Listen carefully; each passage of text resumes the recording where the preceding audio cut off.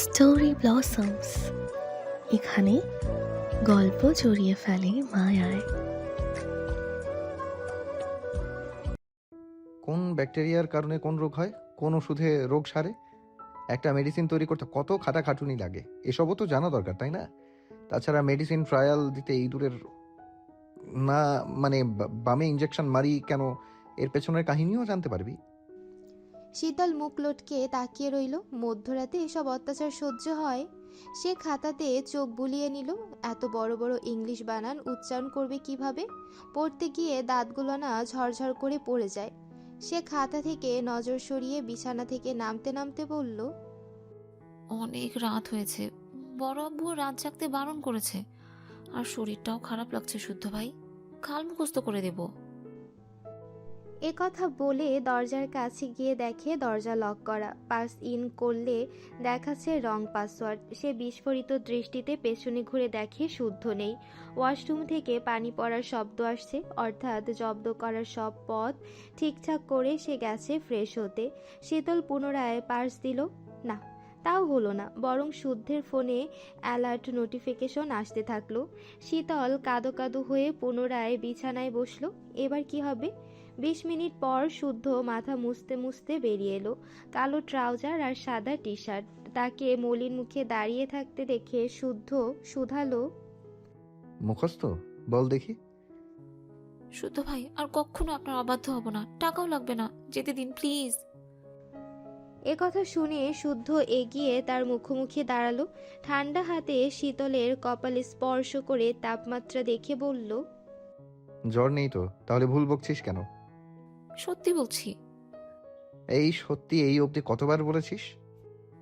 বুঝতে শেখার পর থেকেই তো বলছি, তাও ধরেন 1010 পার হয়েছে বলা। রেখেছিস কথা? না।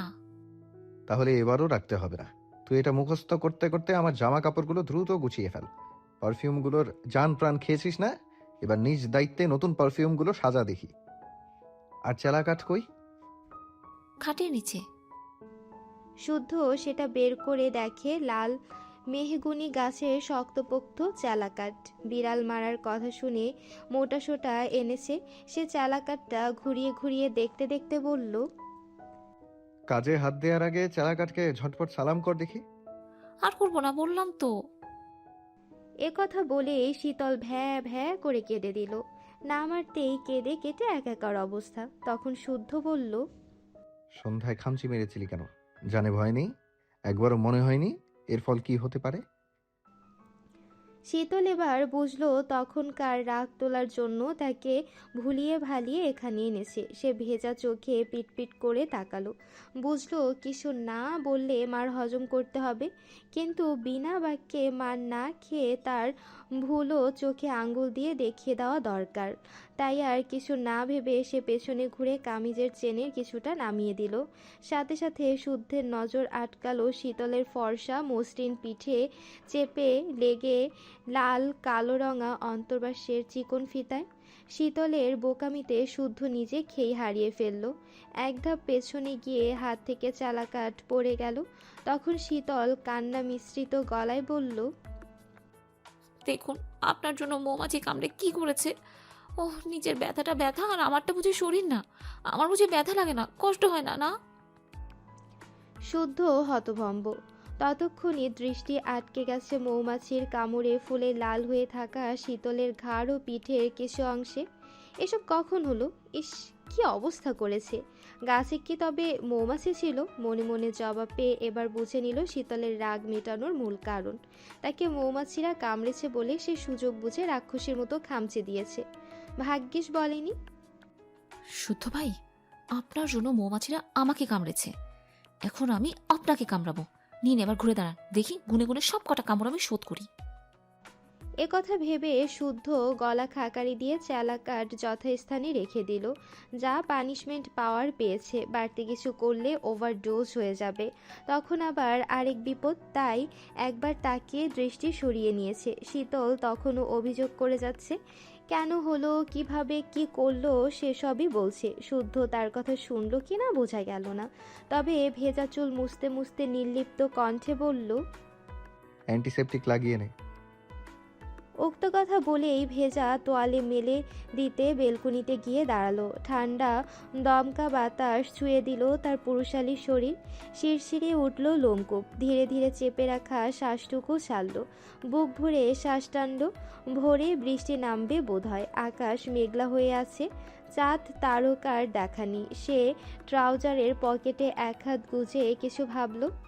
একবার রুমের মধ্যে উঁকি মেরে দেখলো শীতল ড্রয়ার খুলে অ্যান্টিসেপটিক নিয়ে ড্রেসিং টেবিলের আয়নার সামনে দাঁড়িয়ে পিঠে ঘাড়ে অ্যান্টিসেপটিক লাগাচ্ছে। সে আর তাকালো না, তাকানোর প্রয়োজনও বোধ করলো না। কন্ট্রোল জিনিসটাতে লাল কার্ড দেখাতে বরাবরই পারদর্শী সে, যদিও সেটা একটু একটু করে গড়ে তোলা কঠোর পরিশ্রমের ফল। এত সোজা না সামান্য কিছুতে নিজের আত্মসংযমে পায়ে পিষে ফেলা। আবেগের বশে ভুল করে বসা বলা বাহুল্য। রিসার্চের ক্ষেত্রে নগ্ন নারী দেহের অঙ্গ প্রত্যঙ্গের ব্যাপারে অনেক কিছু জানতে হয়েছে, পড়তে হয়েছে, এমনকি নোট করতে হয়েছে। সায়েন্সের স্টুডেন্টদের কাছে শুরুর দিকে ব্যাপারটা অস্বস্তিকর হলেও দিনকে দিন কাজের ক্ষেত্রে মানিয়ে নিতেই হয়। একটা সময় স্বাভাবিক হয়ে ধরা দেয়। যদি তা না হতো তাহলে নারীদের শরীরে থাকা গোপন অসুখের চিকিৎসা হতো না, আর না অসুখের প্রতিষেধক তৈরি হতো। এমনটাও না নারীদের অসুখের মেডিসিন নারী তৈরি করে। কথাটা সম্পূর্ণ ভুল। নারী ও পুরুষরা মিলে অনেক প্রচেষ্টার ফল হিসেবে এক একটা প্রতিষেধক সৃষ্টি করে। রিসার্চ করে দেখে কতটা কাজে দেবে, কতটা উপকারী। মোট কথা সে ভালো করে জানে শীতল চঞ্চল, অশান্ত, মাথামোটা, কোনো কিছুই ভেবে করে না। একবারও ভাবে না বোকামির কাজ কীরূপ প্রভাব ফেলতে পারে। যেমন যেদিনই বোকামি করে ফোন তার কামিজের মধ্যে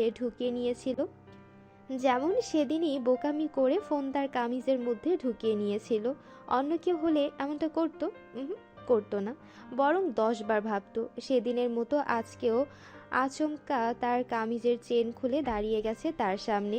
একবারও ভাবিনি যে সে আগের ছোট শীতল আর নেই। এখন হাতে পায়ে বড় হয়েছে, শরীরে পরিবর্তন ধরা দিয়েছে।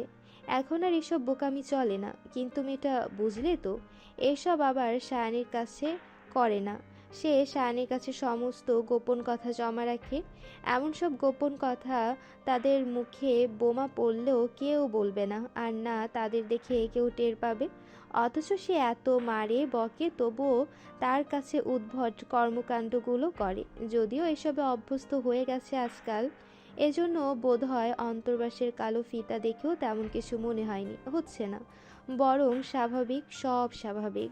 এর কারণও হতে পারে কঠোর আত্মসংযম। তবে একদিন নির্দিষ্ট কারোর প্রতি সমস্ত কন্ট্রোল হারাবে। বাধা নিষেধের দুয়ারে তালা লাগিয়ে বদ্ধ উন্মাদ হবে।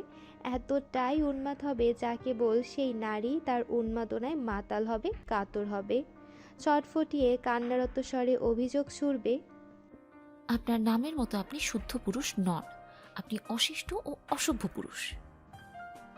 এদিকে শীতল অ্যান্টিসেপটিক লাগিয়ে কামিজের চেন আটকে নিল। বিকেল থেকে যা ঘটেছে এসবের মূল হোতা ওই শুদ্ধ। সে মূল অপরাধী, যার প্রমাণ রয়েছে তার গায়েও। এত কিছুর পরও একটা সরি বলল না। কেন বলল না? বলতেই হবে। সে ভুল করলে তাকে ছাড়ে না, বরং চালাকার দিয়ে মেরে আধমরা করে দেয়। আজ সে ভুল করেছে, অর্থাৎ তাকে সরি বলতেই হবে। না বললে আগামীকাল এমন কিছু ঘটাবে তার জন্য ওই শুদ্ধ পুরুষই দায়ী থাকবে। এসব ভেবে গুটি গুটি পায়ে গিয়ে দাঁড়ালো বেলকনিতে। বেলকনির লাইট অবধি জ্বালায়নি পাষাণ মানব। ঘুটঘুটে অন্ধকারে দাঁড়িয়ে কোনো রাজ্যের রাজ্যপাট চালাচ্ছে কে জানে। তার উপস্থিতি টের পেয়েও তাকালো না শুদ্ধ। পূর্বের ন্যায় একই ভঙ্গিমায় দাঁড়িয়ে আছে। তবে শীতল একটু পর পর ঘাড় ঘুরিয়ে তাকালো, গা ঘেঁষে দাঁড়ালো। ঘুটঘুটে অন্ধকার চারিদিক। গাছগুলোকে দেখতে দানবের মতো লাগছে, যেন এই বুঝি মাথা তুলে হাউমাউ করে তেড়ে ফুরে আসবে। আশপাশের কোথাও একটা প্যাঁচা ডাকছে। কি অদ্ভুত স্বর! সেই মুহূর্তেই কারেন্ট চলে গেল, বাতাসের গতি বাড়ল, ঝড় উঠছে। চোখের পলকেই বড় বড় বৃষ্টির ফোঁটা আশ্রে পড়ল মাটির বুকে। শান্ত হতে লাগলো উত্তপ্ত মাটির বুক। ছড়ালো সোধা মাটির গন্ধ। শীতল আশপাশের গাছগাছালির দিকে তাকালো না, বরং একটু সরে গেল। ভয়ে মুখ চুপসে গেছে। কখন না জানি তেনাদের চোখে চোখ পড়ে যায়। আচ্ছা, যদি সত্যি সত্যি চোখে চোখ পড়ে যায় তাহলে কি করা উচিত? লাজুক মুখে হাসা উচিত নাকি ভয়ে জ্ঞান হারানো উচিত? কি করবে সে? কোনটা করলে ভালো হবে? এসব ভেবে পরক্ষণে ভাবলো, আরে ধুর, পাশে শুদ্ধ ভাইয়ের মতো এক সার মার্কাতে না ভূত থাকতে এত ভয় কিসে? একথা ভেবে মুখ টিপে হাসলো। তারপর গ্রিলের ফাঁক গলিয়ে বৃষ্টির পানি ছুঁতেই মন ভালো হয়ে গেল। ভুলে গেল কিছুক্ষণ আগের ঘটনা। মুখ ভর্তি হাসি নিয়ে মিষ্টি করে ডাকলো, শুদ্ধ ভাই। যা করতে বলেছি করে বিদায় হ। কর্কশ কণ্ঠে কথাটা বলতে দেখে শীতলের মুখের হাসি নিভে গেল। মলিন মুখে তাকালো পাশে দাঁড়ানো বর্বর মানবটার দিকে। সবসময় খ্যাক খ্যাক করে কেন? একটু ভালো করে বললে কি হয়? ততক্ষণে জেনারেটর অন হয়ে গেছে, ঝকঝকে আলোয় ভরে গেছে শুদ্ধের রুম। তাই সে বলল, রুমে চলুন। রুম কি তোর বাপের নাকি তোর শ্বশুরের যে তোর কথা মতো রুমে যেতে হবে? বড় আব্বুকে বলে দিব কিন্তু আপনি অকারণে আমার সাথে খারাপ ব্যবহার করেন। আমিও বলবো যখন তখন আমার রুমে এসে আমাকে বিরক্ত করিস। কই যখন তখন আসি? এখন এসেছি কারণ আপনার কারণে মৌমাছির কামড় খেতে হয়েছে। যা করেছেন তা দেখবেন না? আমি করেছি? আমি করলে দাঁড়িয়ে থাকার অবস্থায় থাকতি? কথা বাড়াস না, রুমে যা। রুম কি আপনার বাপের নাকি আপনার শ্বশুরের যে আপনার কথা মতো রুমে যেতে হবে? এ কথা বলে সে নিজেই খিলখিল করে হেসে হাতের পানি ছুড়ল শুদ্ধের দিকে। এবার শুদ্ধের মেজাজ বিগড়ে গেল। সে শক্ত হাতে শীতলের লম্বা বেনুনি হাতে পেঁচিয়ে টান দিতেই শীতল ব্যথাতুর শব্দ করে উঠল। চুল ছাড়াতে মোস্টামুষ্টি করতে লাগলো। তখন শুদ্ধ হাতের বাঁধনে দ্বিগুণ চাপ প্রয়োগ করে বলল, এত জ্বালাস কেন আমাকে? কি সুখ পাস আমাকে জ্বালিয়ে? উফ লাগছে শুদ্ধ ভাই, ছাড়ুন। আর জ্বালাবি? জ্বালাবো। এ কথা শুনে হাতের মুঠ আর একটু শক্ত করতেই শীতল ও মাগো করে কেঁদে উঠল। আর জ্বালাবে না বলে কথা দিল। তখন শুদ্ধ চুল ছাড়লো। ছাড়া পেয়ে মুখ ভেঙচি দিয়ে রুমে চলে গেল শীতল। একে একে ছড়ানো জামা কাপড়গুলো গুছিয়ে রাখলো। পূর্বের ন্যায় সব পারফিউমের কৌটাগুলো থরে থরে সাজালো। এবারের পারফিউমের বোতলগুলোর ডিজাইন অন্যরকম সুন্দর। সবগুলো বোতল কাচের অফ হোয়াইট কালার বিধায় লাইটের ঝলকানিতে চোখ ধাঁধিয়ে যাচ্ছে। সে সাজাতে সাজাতে প্রতিটি পারফিউম নিজের গায়ে স্প্রে করেছে। সুগন্ধ শুকছে। সবকটা মিলিয়ে অদ্ভুত সুগন্ধ বের হচ্ছে শরীর থেকে। এসব করতে করতে হঠাৎ স্মরণ হলো উপন্যাসের প্রিয় উক্তিটির কথা। বিড়বিড় করে একবার আওড়ে নিল, কাউকে জীবন্ত লাশ বানাতে চাও? তবে তার সর্বাঙ্গে তীব্র ভালোবাসার জীবাণু ছড়িয়ে দাও। রন্ধ্রে রন্ধ্রে তুমি নামক রোগটা ছড়িয়ে দাও। তোমার নাম তার মন কুঠুরিতে খোদাই করতে বাধ্য করো। যদি করো, দেখবে সে মরবে না, তবে ভালোও থাকবে না। প্রাপ্তি হিসেবে দেখবে পুরো মানুষটাই তোমার দখলে, তোমার আয়ত্তে।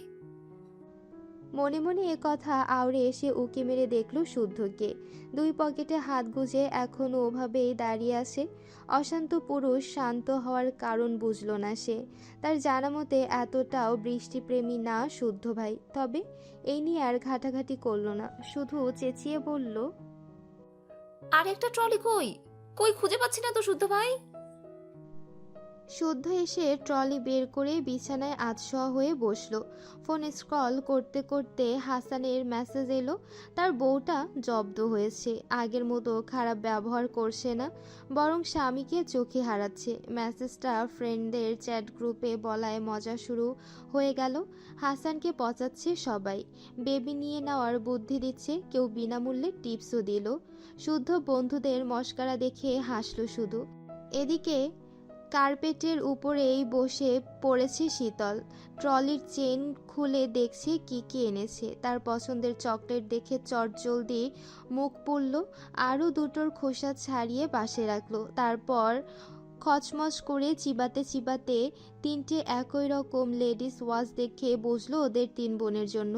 এত চমৎকার স্মার্ট ওয়াচ, তবে তিনটের মধ্যে কোনটা নিবে বুঝে উঠতে পারল না। তাই তিনটে শুদ্ধ সামনে নিয়ে গেল। একবার ওয়াচগুলোর দিকে তাকিয়ে নিজের হাতের দিকে তাকালো। তারপর খুশিতে গদগদ হয়ে শুধালো, আমারটা কোনটা শুদ্ধ ভাই? একটাও না। তিনটের মধ্যে দুটো শখ আর স্বর্ণের জন্য, আর একটা আরেকটা? ঐশ্বর্যের। ঐশ্বর্য কি আপনার বোন লাগে? আমি বলেছি সে আমার বোন। বোন না তো একই রকম ওয়াচ নিলেন কেন? এর কৈফিয়ত তোকে দিতে হবে? তোর যা নেয়ার নিয়ে বিদায় হ। এ কথা শোনা মাত্রই শীতলের হাসি মিলিয়ে গেল, অন্ধকার নেমে এলো স্নিগ্ধ মুখ জুড়ে। 3টে ঘড়ির দিকে একবার তাকিয়ে ফিরে গেল ট্রলির কাছে। ঘড়িগুলো আগের স্থানে রেখে ট্রলির চেন আটকে উঠে দাঁড়ালো। খোসা ছাড়ানো চকলেটটা ছুঁড়ে মারলো কার্পেটের উপর। অপমানে পুরো মুখ থমথম করছে। তখন শুদ্ধ বলল, কি হলো, নিলি না? লাগবে না, দরজা খুলে দিন। হঠাৎ কি হলো, মুখ চুপসে গেল কেন?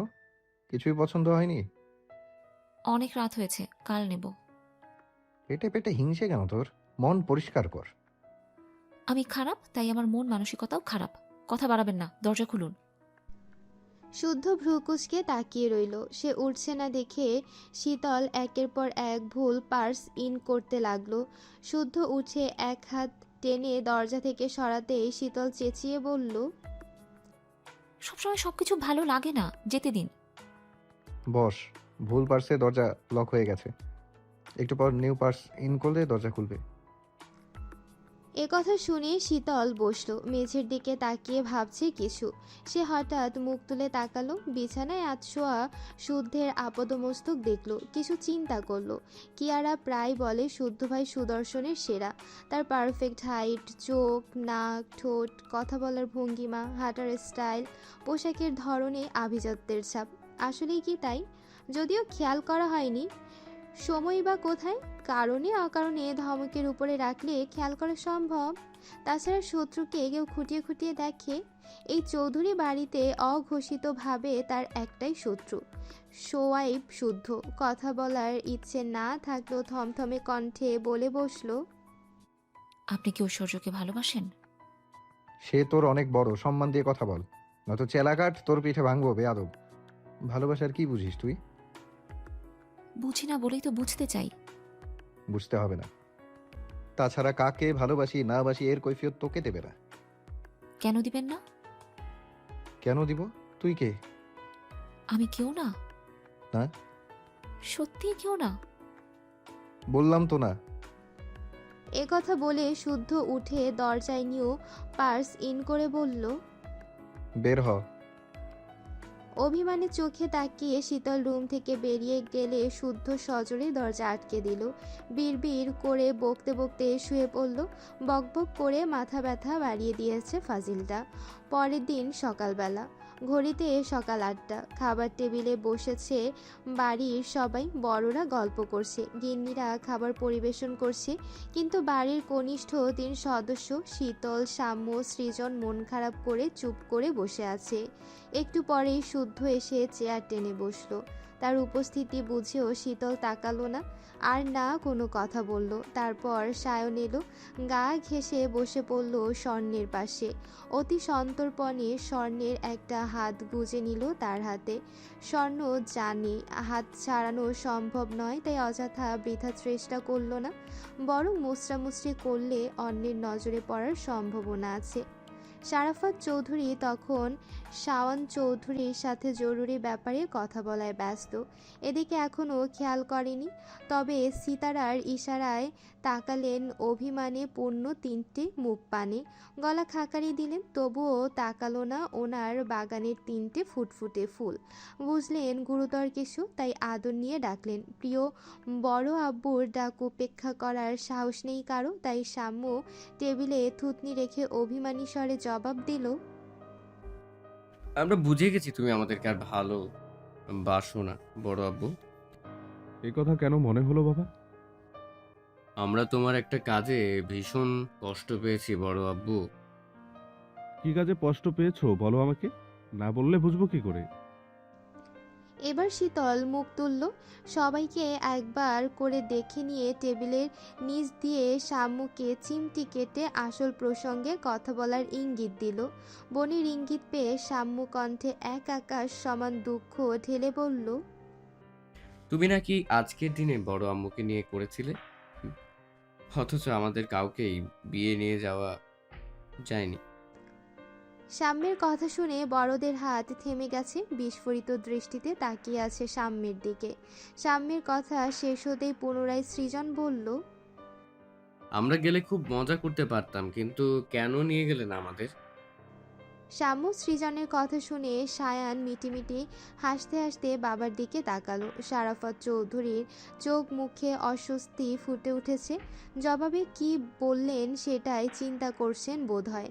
সিতারা চৌধুরী তরকারি আনার ছুতোয় রান্নাঘরে চলে গেলেন। বাবা মার অবস্থা দেখে সায়ানের মাথায় শয়তানি বুদ্ধি উদয় হলো। বাবার থেকে একটানা গাল মন্দ খেতে খেতে অরুচি এসে গেছে। এই সুযোগে বাবাকে ফাঁদে ফেলার বাঁশ রেডি করে ফেলেছে। এদিকে শামু সৃজন এখনও জবাবের আশায় শারাফত চৌধুরীর দিকে তাকিয়ে আছে। তাদের আরেকটু উস্কে দিতে সায়ান কিছু বলার আগে শীতল মলিন মুখে বলল, আমরা ছোট বলে কেউ আমাদের গুরুত্ব দেয় না। এতদিন জানতাম বাড়ির কেউ ভালো না বাসলেও বড় আব্বু আমাদের ভালোবাসে, কিন্তু আজ জানলাম বড় আব্বু আমাদের না জানিয়ে বিয়ে করে নিয়েছে। আর কিছু বলার নেই। কষ্ট। এবার তাদের কথার সুর ধরে সায়ানও হতাশার সুরে বলল, তোরও ছোট, আমি তোদের সবার বড়, তাই আমাকে সাথে নেয়নি। আসলে এই পৃথিবীতে ভালোবাসা বলে কিছু নেই রে। থাক, কষ্ট পাস না। আমার বাপের বিয়েতে রোজ খেতে পাসনি তো, তাতে কি বল, আমার বিয়েতে তোদের ডাবল রোস্ট খাওয়াবো। সৃজনের প্রতিবাদী স্বর। না, আমি বড় আব্বুর বিয়েরই রোস্ট খাবো। আমিও। এদিকে সিরাত, সিমিন, শখ, শাওয়ান চৌধুরী পারছে না হেসে মেঝেতে গড়াগড়ি খেতে। দম ফাটা হাসি চেপে রাখাও কত যে কষ্টের হাড়ে হাড়েই টের পাচ্ছেন ওনারা। ছেলের কথা শুনে শারাফত চৌধুরী কপাল কুঁচকে তাকালেন। বেয়াদবটা কি বলছে এসব? কোথায় ছোট ভাই বোনদের বুঝিয়ে সুজিয়ে প্রসঙ্গ বাদ দিবে তা না, সে নিজেই আরও উস্কে দিচ্ছে। বড় আব্বুর বিয়েতে শায়ন ভাইয়াও ছিল না শুনে ছোটরা আরেক দফা হতাশা হলো, কষ্ট পেল। নাস্তার প্লেটও দূরে ঠেলে দিল, খাবে না তারা। মনের দুঃখে আজ সারাদিন না খেয়ে থাকবে। শারাফত চৌধুরী কাতর চোখে সহধর্মিণীকে মুখ টিপে হাসতে দেখে হতাশ হলেন।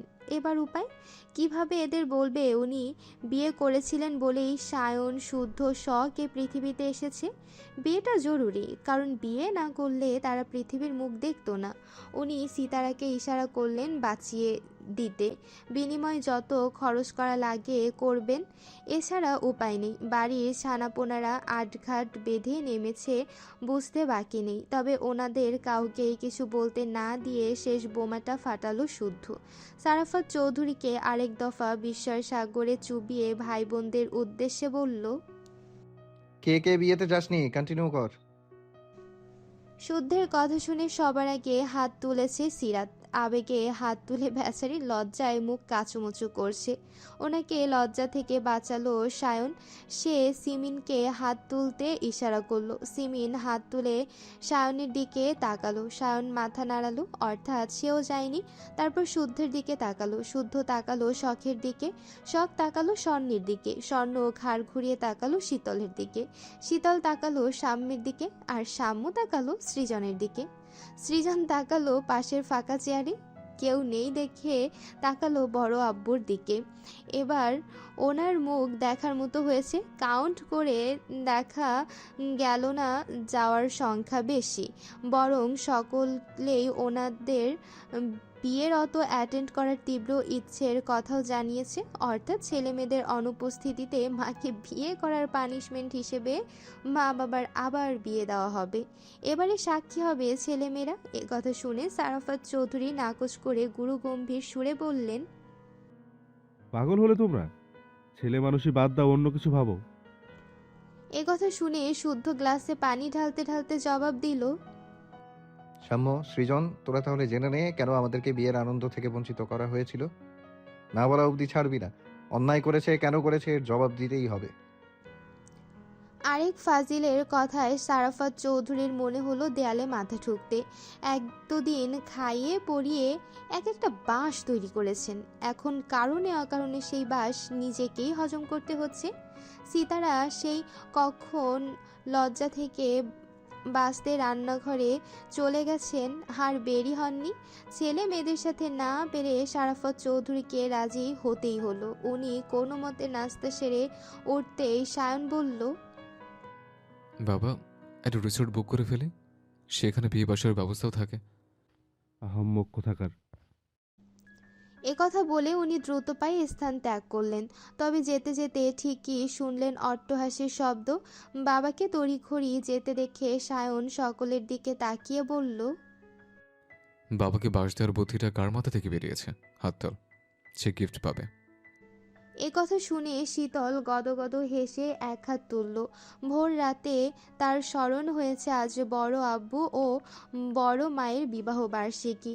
কোনো বাড়ি জাঁকজমকভাবে কিছু করা হয় না, কারণ শারাফত চৌধুরী পছন্দ করে না।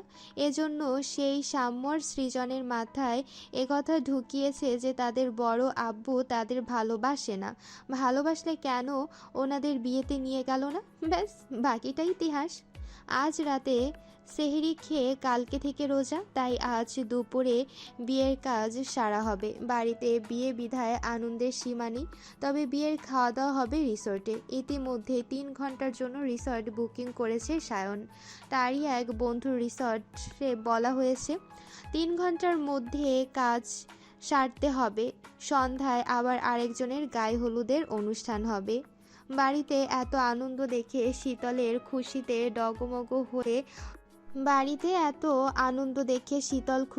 ডগমগ হয়ে কল করলো শাহাদাত চৌধুরীকে।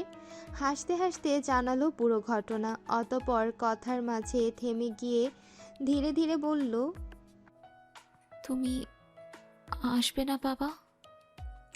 না মা, তোমরা মজা করো। কাউকে বলে দেখো না বাবা, কয়েক ঘন্টার জন্য হলেও এসো। তোমরা মজা করো মা, আমি দূরে থেকেও তোমাদের সাথে আসছি। বিশেষ দিনগুলো তোমাকে কাছে পাই না কেন বাবা? মাঝে মাঝে খুব রাগ হয় তোমার চাকরির প্রতি, দায়িত্বের প্রতি। এই দায়িত্ব করে আমাদেরকে সময় দাও না তুমি। শাহাদত চৌধুরী মেয়ের ছলছল চোখ দেখে নিঃশব্দে হাসলেন। এ নতুন কিছু না। বিশেষ দিনগুলো বাবাকে কাছে না পেলে মেয়েটা এভাবে অভিযোগ করে বসে। স্বর্ণ বুঝদার, শীতলের মতো যখন তখন আবদার জুড়ে বসে না। তবে মাঝে মাঝে তার চোখ জোড়াও বলে, ও বাবা এসো। কিন্তু আবেগে পড়ে দায়িত্বের অবহেলা কখনো করেননি, করবেনও না। এতে মৃত্যু সই। বাবা আসবে না জেনে শীতল মুখ ভার করে ফোনটা তার মায়ের হাতে ধরিয়ে দিয়ে চলে গেল। সারাদিন বিয়ের ঝামেলা শেষে ক্লান্ত দেহে বাসায় ফিরেছে সবাই। শুদ্ধের সাথে সায়নের কিছু একটা নিয়ে খুব কথা কাটাকাটি হয়েছে। তবে সায়ন ভাইয়ের কথায় হেসেছে। হাসতে হাসতে গড়াগড়ি খাওয়ার অবস্থা তার। ভাইকে হাসতে দেখে শুদ্ধ রাগে জেদে সবার আগে রিসর্ট থেকে বাসায় এসে ফ্রেশ হতে ওয়াশরুমে ঢুকেছে। শাওয়ারের নিচে দাঁড়িয়ে ওর রাগে গা কাঁপছে। এর কারণও শীতল। সব দোষ ওই বেয়াদবটার। আজ সারাদিন তাকে জ্বালিয়ে মেরেছে, আর এসব ভুলভাল কাজে ওকে উস্কে দিয়েছে সায়ন। ভালোবাসার জীবাণু টিবাণু বলে আজজাইরা সব যুক্তি দিয়ে ব্রেন ওয়াশ করেছে গাধিটার। কদিন ধরেই হচ্ছে এসব। মাথামোটা গাধিটাও সেসব ব্রেনে ঢুকিয়ে তাকে জ্বালাচ্ছে। যখনই শীতলের দিকে তাকিয়েছে তখনই দেখে শীতল আগে থেকেই তার দিকে তাকিয়ে আছে। মানে হয় এসবের। সে সময় নিয়ে শাওয়ার নিয়ে বের হতেই দেখে শীতল বিছানায় বসে আছে। পরনে অনিয়ন কালারের শাড়ি, খোলা চুল, কপালে ছোট্ট একটা কালো টিপ। দুপুর থেকে মাথায় হিজাব পরা থাকলেও এখন এলো চুল। ওকে দেখে শুদ্ধ খাটের নিচে থাকা চালাকাটটা নিয়ে এক বাড়ি বসিয়ে দিল শীতলের বাহুতে। শীতল উফ মা বলে কোকিয়ে উঠল। অন্য সময় হলে হাউমাউ করে কেঁদে উঠত, কিন্তু এখন কাঁদার তো দূর। বসা থেকে উঠে দাঁড়িয়ে তারই পায়ের পাতার উপর উঠে দাঁড়িয়েছে। চোখে ভয় লেশমাত্র নেই। শীতলের পাগলামি দেখে স্থির হয়ে দাঁড়িয়ে আছে শুদ্ধ। কেবল শাওয়ার নিয়েছে, তারপরও দরদরিয়ে ঘামছে সে। কানের পাশ দিয়ে গড়িয়ে যাচ্ছে সরু চিকন ঘাম। তার পায়ের পাতার উপর দাঁড়ানো শীতলকে বড্ড বেশি অচেনা লাগছে। চোখে অন্যরকম চাহনি, ঠোঁটে যেন সর্বনাশা কিছুর ইঙ্গিত। তবে সে কিছুতেই এসবে প্রশ্রয় দেবে না। তাই শীতলকে সজোরে ধাক্কা দেওয়ার আগে শীতল শুদ্ধ শুদ্ধর কাঁধ শক্ত করে আঁকড়ে ধরল। অতপর কিছু বুঝে ওঠার আগে শুদ্ধের কানের 2 ইঞ্চি নিচে নরম মাংসে চুমুইকে বসলো। হঠাৎই নরম ওষ্ঠর ছোঁয়ায় কেঁপে উঠল শুদ্ধের সর্বাঙ্গ, চোখে মুখে স্তম্ভিত ভাব। কেবলই কি ঘটল তা বুঝে ওঠার আগে শীতল ফিসফিস করে বলল, শুদ্ধ ভাই, আপনার নামে যদি দু একটা কলঙ্ক মাখি, আপনি কি রাগ করবেন? ঘড়িতে তখন বেলা 11টা। থমথমে মুখে বাড়ির বড় কর্তা সারাফত চৌধুরী বসে আছে বিলাসবহুল সোফায়। পরনে সাদা পাজামা পাঞ্জাবি, চোখে মুখে একরাশ বিরক্তি।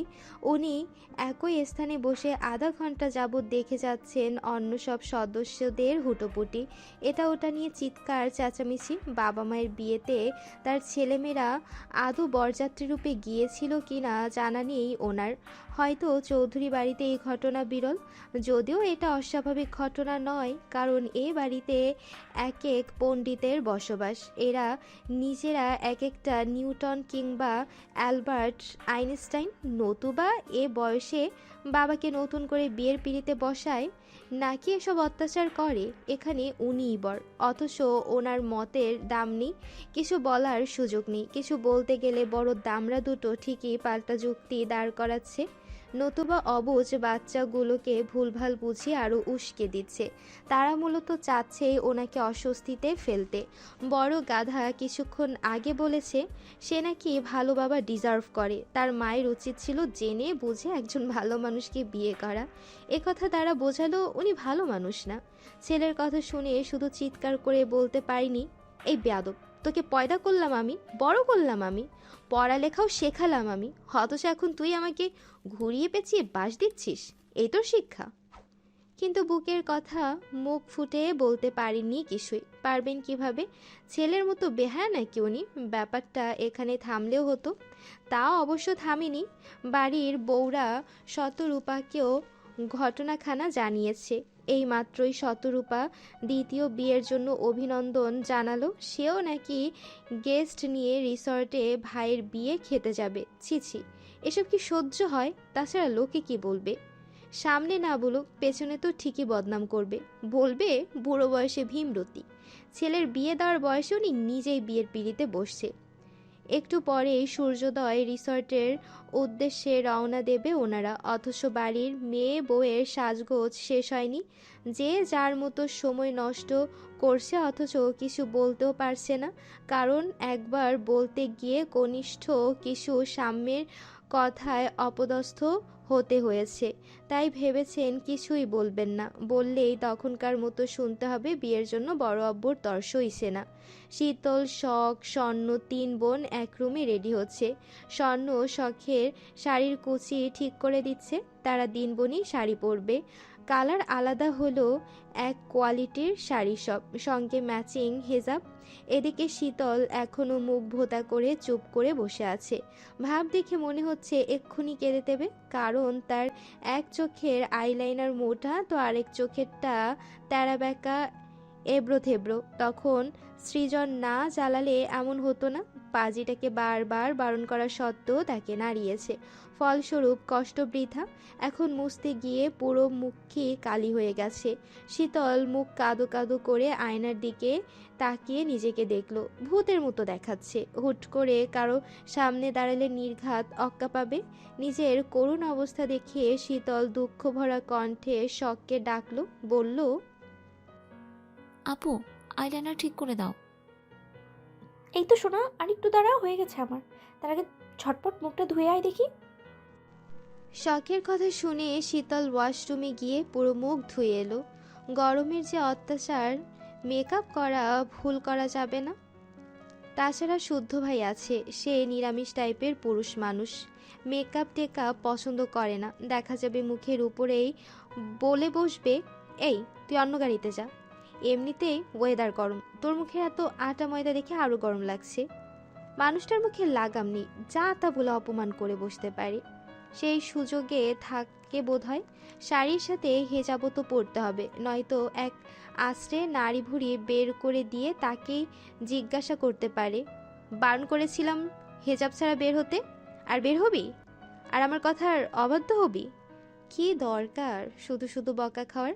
হেজাবের সাথে ভারী মেকআপ তার নিজেরও পছন্দ নয়, স্ক্রিনেও শ্যুট করে না, কারণ স্কিন সেনসিটিভ। একটু এদিক ওদিক হলে দু গালে, কপালে, নাকে, থুতনিতে ব্রণের দেখা মেলে। যদিও আজকাল মুখ ফ্রেশ আছে, দাগ টাগও তেমন নেই।